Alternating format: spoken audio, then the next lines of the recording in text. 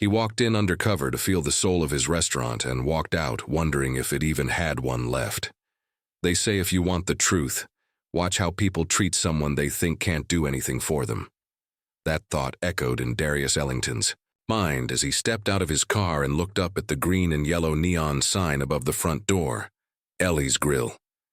He hadn't walked through that door as a customer in over a year. As the owner, he was always either in meetings, handling suppliers, or working behind the scenes to keep the place running smoothly. But something had been eating at him lately. A few anonymous reviews, some murmurs from folks he trusted, complaints that didn't sound like his diner. His gut told him something was off. So, he did what most bosses wouldn't. He dressed down. Old jeans with a tiny rip near the knee, a faded, black hoodie zipped halfway and a Braves cap pulled low over his brow. No one would recognize him like this, not even the folks he paid every 2 weeks. He walked into the diner at 12:46 p.m., right in the heart of the lunch rush. The smells hit him first: slow-cooked brisket, sweet cornbread, and the sharp tang of barbecue sauce in the air. It was the kind of scent that made you forget your troubles for a minute. Ellie, his grandma, used to say food was just a warm hug with flavor. This place was supposed to feel like that. Like her. But as Darius stepped in line and glanced around, something already felt different. No one greeted him, not even a look up and smile. One of the cashiers, Kendall, a lanky kid with short twists and a permanently bored expression, was tapping his phone under the counter, while the other, a girl named Marina, chewed gum so loudly he could hear it over the country music playing through the speakers. "Next," Marina said without looking up. Darius stepped forward. "Can I get the pulled pork sandwich and a side of baked beans, please?" Still not making eye contact, she tapped on the screen. "That it?" "Yeah, thanks." He paid in cash and stepped to the side to wait for his order. That's when he heard it. "You see him," Kendall said, smirking as he slid his phone into his pocket. "Another. One of those walk-ins, probably off Peachtree." Marina laughed. "Betty, don't even tip. They never do. That's what happens when you start letting just anybody in here. Ever since they hired from that shelter program or whatever, it's been going downhill fast." Darius blinked. "They say the owner's some rich dude. Black guy too," she went on. "But he never comes around. Probably sitting in Buckhead sipping green juice or something. Meanwhile, we in here doing everything." Kendall chuckled. "Bet he don't even know half the people he hired." Darius stood perfectly still. His sandwich was probably already being made.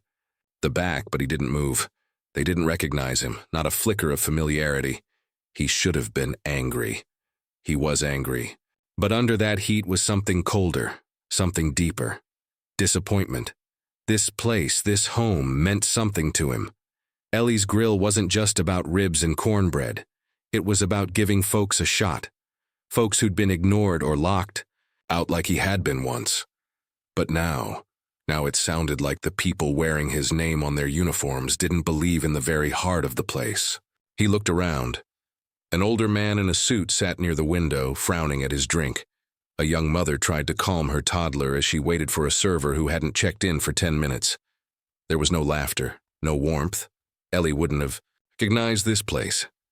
Darius turned, walked slowly to the counter and said, "Actually, cancel that sandwich." Kendall barely looked up. "You sure?"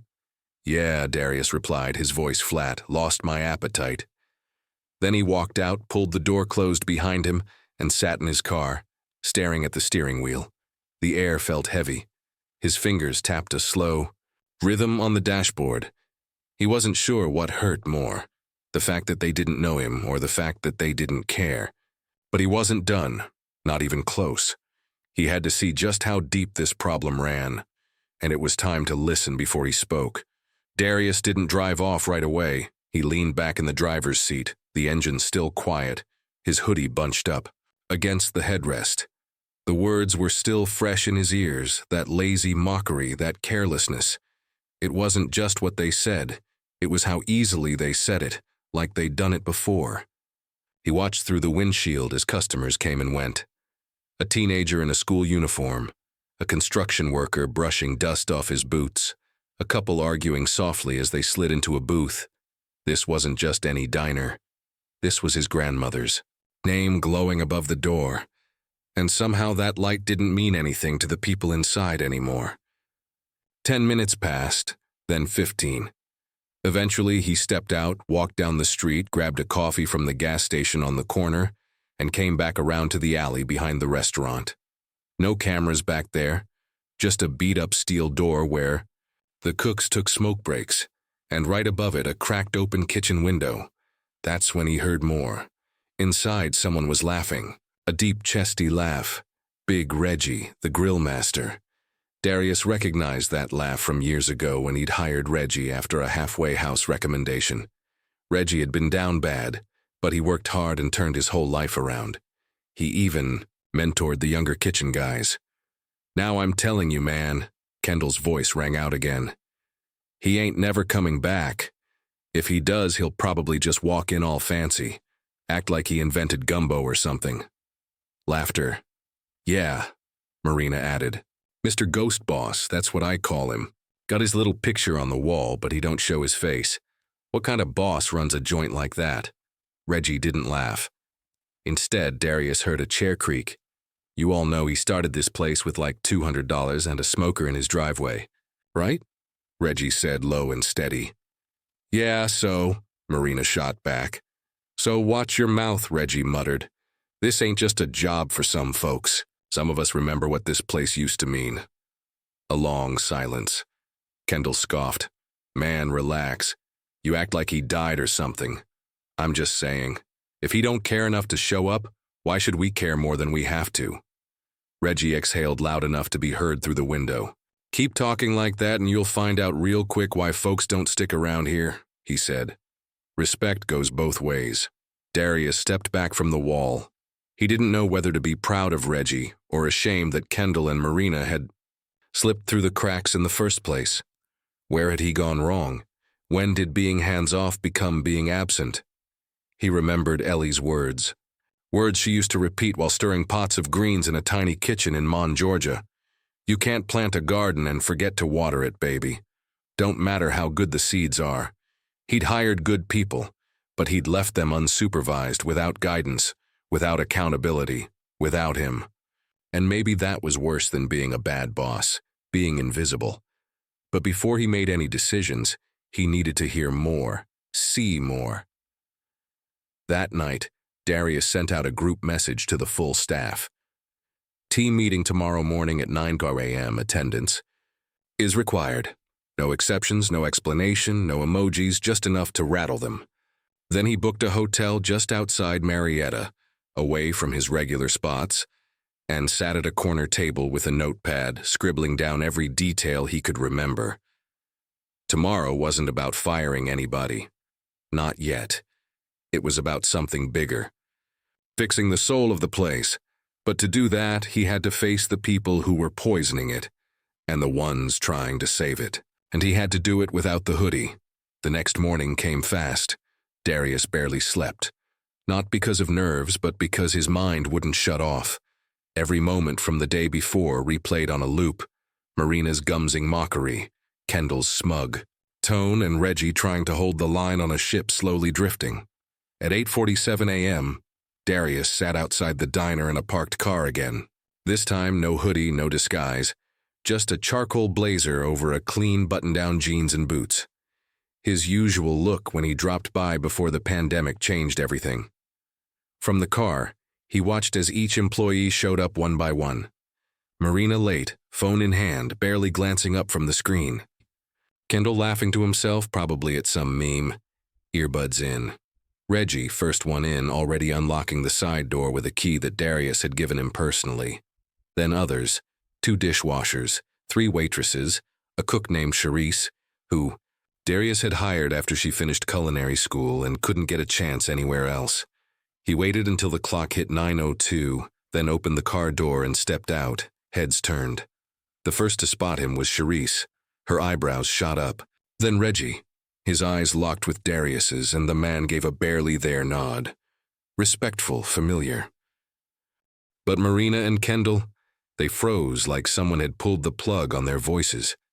Darius walked past them without a word and entered his own diner.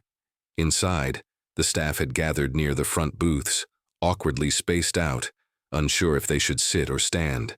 He let the silence hang a little longer than necessary. Then he cleared his throat. "I won't keep you long," he said, "but I need to say some things, and I want you to hear me. Really hear me." He paused. "This place? It's named after my grandmother, Ellie Mae Ellington. She passed 15 years ago, but if you'd ever met her, you'd understand why this place means more than money or food or 5-star reviews." Sharice's eyes softened.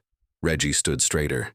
She was the kind of woman who fed people whether they could pay or not, who gave second chances like they were candy, who believed folks weren't broken, just overlooked.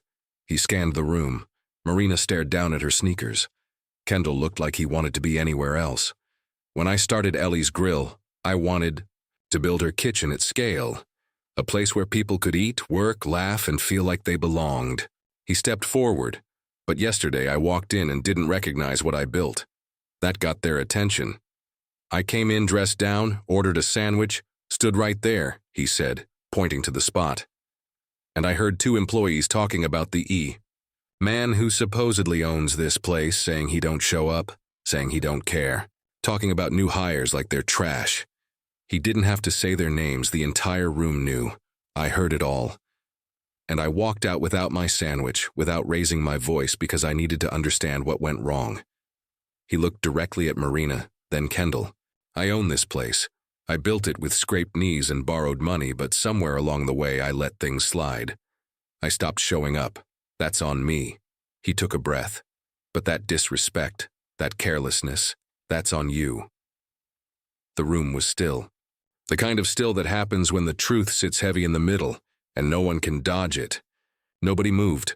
Not a shuffle, not a cough, just 20 eyes stuck on Darius like he'd flipped the floor upside down. Marina finally looked up, just barely.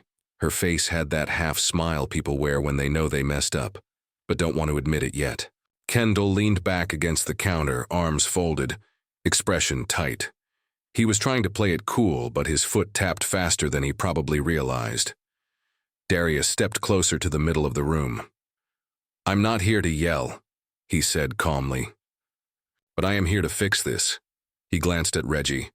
"Some of y'all still carry the heart of this place, and I appreciate that more than you know.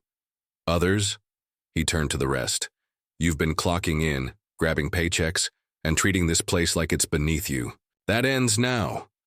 The silence cracked a little as a server named Tiana, mid-30s, raised her hand slowly. "Mr. Ellington," she said, "I didn't know you were watching like that, but thank you for showing up." He gave her a nod. "I should have done it sooner," he replied. "I let my distance become confusion, let folks fill in the blanks with stories that weren't true." He turned back toward the front, now addressing them all. "I'm putting everything on the table, new rules, new expectations, but also new chances." He pulled out a piece of paper from his back pocket and unfolded it. "Starting next week, we're doing monthly staff check-ins, real ones, not 5-minute hallway chats. I'll be in here twice a week. You'll see my face. And we're reintroducing customer feedback reviews, not the ones on Yelp, real ones from the people sitting in those booths." Someone muttered, "About time." But it wasn't sarcastic, it was hopeful. "But listen close," he added, his voice hardening just slightly. "If you don't want to be here, don't clock in. Don't waste my time or insult this place by pretending. This ain't just a job, not here. If you can't bring respect into this building, respect for the people, the food, the purpose, you're free to leave." Nobody walked out yet. Then he turned slowly toward Kendall and Marina. They straightened, but neither said a word. "You two," he said. "Come with me." He walked toward the back and held the door open without looking back. After a beat, they followed. They stepped into the narrow hallway near the pantry. No customers, no eyes, just them and him. Darius shut the door gently behind them. "I'm giving you this moment," he said, voice quiet now to speak freely. "Tell me what this place means to you or doesn't." Kendall exhaled and looked away. Marina folded her arms. Darius waited. I just work here," Kendall said finally. "It's not personal. It's a check." "Then you've been cashing the wrong kind of check," Darius replied.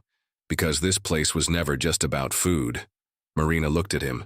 Okay, but you weren't around, though. We felt like it didn't matter. Fair, Darius admitted. That's on me. I stepped away and I shouldn't have. He leaned against the wall, arms crossed. But how does that justify talking about other staff like they're garbage or mocking the same man who signs your checks? You think that kind of talk builds trust?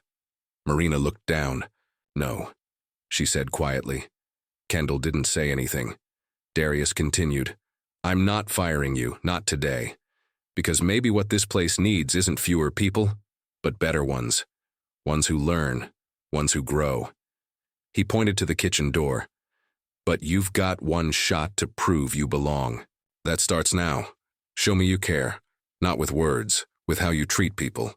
And if you can't, walk away. No one moved. He pushed the door open and walked out, leaving it up to them to follow. Back in the main room, the energy had shifted. Wasn't cheerful, but it was alert, focused. Darius clapped his hands together once. All right, we open in 30. Let's see if Ellie's still in this room. But even as they got to work, he knew this wasn't over. Not yet. The real test was still coming. The lunch rush came right on time. By 12:05 p.m., the line was already curving near the front door. Regulars mixed with first-timers, kids asking for extra fries, a man in overalls reading a folded-up newspaper while sipping sweet tea. Life poured into the diner the way it used to. But Darius didn't sit back. He stood near the coffee station with a notepad in hand, quietly watching. No yelling, no micromanaging, just eyes open, taking mental notes. Charisse handled the grill like it was muscle memory. Reggie moved through the kitchen like a conductor with an orchestra. Tiana smiled at each table she visited, cracking quiet jokes that actually got laughs. But at the register, that's where things were shaky. Marina was trying, you could tell. She smiled more today, stood straighter, said thank you like she meant it. But it was awkward, like someone wearing new shoes they hadn't broken in. Kendall stayed quiet, took orders quickly, avoided eye contact, and disappeared to the back any chance he got. By 12:46, same time as the day before, Darius watched a young man in a faded hoodie walk in, probably no more than 19. Nervous, fidgety. He had one hand in his pocket and scanned the place like he was looking for exits. Marina glanced at him, then quickly looked away. Kendall stepped back from the counter. That's when Reggie walked out from the kitchen, wiping his hands on a towel. He nodded once at the young man and said, "You got this." The kid hesitated, then stepped forward and spoke to Marina. Can I get the catfish combo with greens instead of fries?" His voice barely carried. Marina tapped the screen. That it? He nodded. As she rang it up, Darius watched her glance over at Kendall, who didn't return her look. He just turned away, arms crossed. "Order up in 10, Marina mumbled. "Thanks," the kid said. Then he stepped aside, clutching the receipt like it might fly away. Darius had seen enough. When the line cleared, he walked over to the counter and looked Marina dead in the eye. "You know who that was?" She blinked. "No, should I?" "Name's Isaiah Penn. Just started the shelter program last week.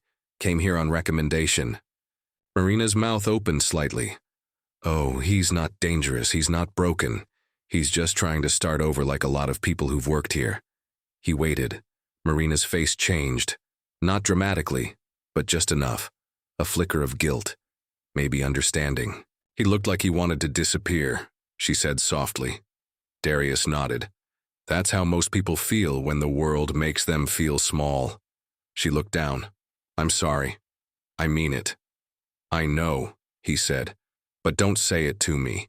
Say it through how you treat the next 10 people." A few minutes later, Isaiah got his food. Reggie handed it to him personally with a smile and a fist bump. That was the spark. The rest of the shift ran smoother than it had in weeks, like the engine had finally found the right oil. By the end of the day, the tip jar was full. The kitchen was spotless, and people lingered just a little longer after their meals. Darius sat at his usual booth by the window as the staff began cleaning up. Kendall walked over slowly, wiping his hands on a rag. He looked nervous, but not cocky. "I talked too much," he said. "Didn't realize how loud I was." You weren't just loud, Darius replied, not unkindly. You were wrong. Kendall nodded. Yeah, silence for a second. Then he added, I don't want to lose this job. I'll do better. Darius gave a short nod. I believe in second chances, but only when the first one gets acknowledged. Kendall straightened up. Got it. He walked off. Not puffed up, not crushed. Just thinking.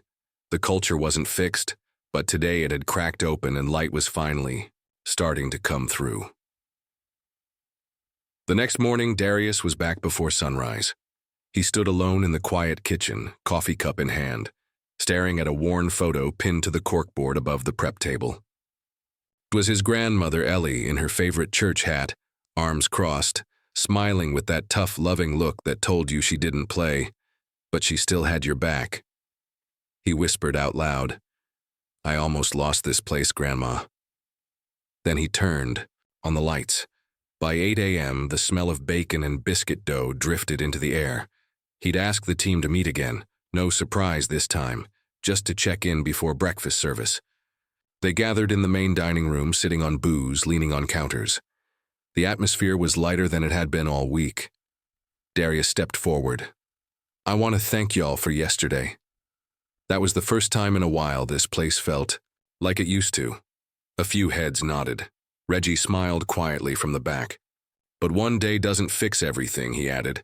It just shows who's willing to try. He let that hang for a second before continuing. So today, I'm giving everyone a choice, a real one. He pulled out 2 folders from under his arm and held them up. This one's for those who want to stay, he said, who believe in what this place stands for and are willing to show up, not just physically, but with heart. He raised the second one. This one's for anyone who wants to move on. No questions, no hard feelings. You sign the paper, finish today's shift, and you'll get 2 weeks' pay and a recommendation letter. A ripple moved through the room. Shares whispered something to Tiana. Kendall looked down at the floor. Marina rubbed her palms against her thighs. You don't have to decide now, Darius added, but by tonight, I'll need an answer. He placed the folders on the counter. No shame either way, but don't stay here just to clock in. That's not fair to anyone, especially not the people walking through that front door. That was the end of it. No drama, no long speeches, just choice. As the staff slowly got to work, Darius moved through the kitchen and back to his booth by the window. He didn't hover. He didn't watch over their shoulders. He trusted the choice they were about to make would speak louder than any performance could. By mid-morning, the first form was signed. Reggie slid it across the counter. I'm staying, he said like it wasn't even a question. This place saved me. Time to return the favor. Charisse followed not long after. Then Tiana. One by one the forms came in, but it wasn't all good news. Marina sat across from Darius around 4:15 p.m. She hadn't touched her lunch. I think I need to go, she said quietly. He looked her in the eyes. You sure? She nodded. I don't think I was ever really built for a place like this. I was chasing a paycheck. You need people who chase purpose. He didn't argue. Thank you for being honest, he said. You handled today with more grace than I expected. That matters. She gave a faint smile, stood up, and left her uniform folded on the chair. Kendall came, last. It was already past closing. The only sounds left were mop buckets rolling and chairs scraping across tile. He placed his form on the table. I'm staying, he said, voice steadier than before. And I'll earn it this time. Darius looked him. Over. Then don't make me regret it. Kendall cracked the smallest grin. You won't. It wasn't a perfect ending, but maybe that was the point. Real change doesn't happen all at once. It happens when people are finally brave enough to choose it. 1 week later, Ellie's grill felt different. Not louder, not busier, just right. The front bell had its familiar ding again. The register clicked with rhythm and the kitchen sang with motion. But the biggest shift wasn't the food or the flow. It was the people. They greeted customers like neighbors. They joked without biting. They cleaned like it mattered because now it did. On Thursday, a man in a charcoal suit came in and sat near the front. First-timer, out-of-towner. He looked around with that stiff business traveler look like he'd wandered. Into the wrong place. But Tiana spotted him, brought him water before he could ask, and said with a warm smile, "Catfish is best today. Just saying." By the time he left, he had to go containers for his hotel fridge and a new favorite spot on his map. Darius watched it all from behind the counter, arms folded, but this time not out of stress. He wasn't hiding. He wasn't scouting. He was home. Cherie slid him a plate of peach cobbler with her signature touch, brown sugar crust with a little cinnamon dusted on top. "I fixed it just like Ellie's recipe," she said proudly. He took one bite and smiled. "That's the one," he said. "She'd be proud of you." Later that afternoon, Isaiah came in again, this time smiling, hoodie off, shirt tucked in. He'd landed a job cleaning buses over on Glenwood. He just stopped by to thank Reggie. "I'm good, man," he said. "Really? First time I've said that in a while." Reggie clapped him on the back. "That's what this place is for." Word had started to spread, not on Yelp or Instagram, just the old way through people. A mom told her sister. A mailman told a retired vet. One of the janitors from the courthouse brought 3 co-workers in on their lunch break. And quietly, Ellie's grill became what it was always meant to be again. Not perfect, but true. At closing, Darius walked out to the lot alone. He leaned against the building, arms crossed, staring at the sign glowing above him. That old green and yellow neon had a flicker now, just one tube going dim in the corner. But he didn't call an electrician. He liked the imperfection. It reminded him the place still had room to grow, just like the people inside. Cherie stepped out behind him, tying her apron up. "You heading out?" "In a few," he said. "Just giving myself a minute." She paused. "You good?" He nodded slowly. "I think I am." She smiled, then held out a folded sheet of paper. "Customer left this on the table. Said it was for the owner." He opened it. It was handwritten. Messy cursive. "Been coming here since y'all opened. Thought I lost the feeling when it changed. But today it felt like Ellie again. Whoever she was, I can tell she's still here. Thank you." He read it twice, folded it, put it in his back pocket like something too important to leave behind. Cherie said nothing, just smiled again and went back inside. Darius stayed there for another few minutes, then finally whispered, "We're still watering, Grandma," and walked back inside. Because no matter what you build in this world, it's not the walls or the name that makes it worth something. It's the people who protect the spirit behind it. Never assume a strong foundation means your work is done. Culture needs maintenance. Respect needs reminding. And second chances, they need space to grow. Show up for your people, your purpose, and yourself. If this story hit you somewhere real, share it. Not for views, but because somebody out there needs to hear it. Somebody who stopped showing up. Somebody who forgot what they built. Remind them it's not too late to walk back in and fix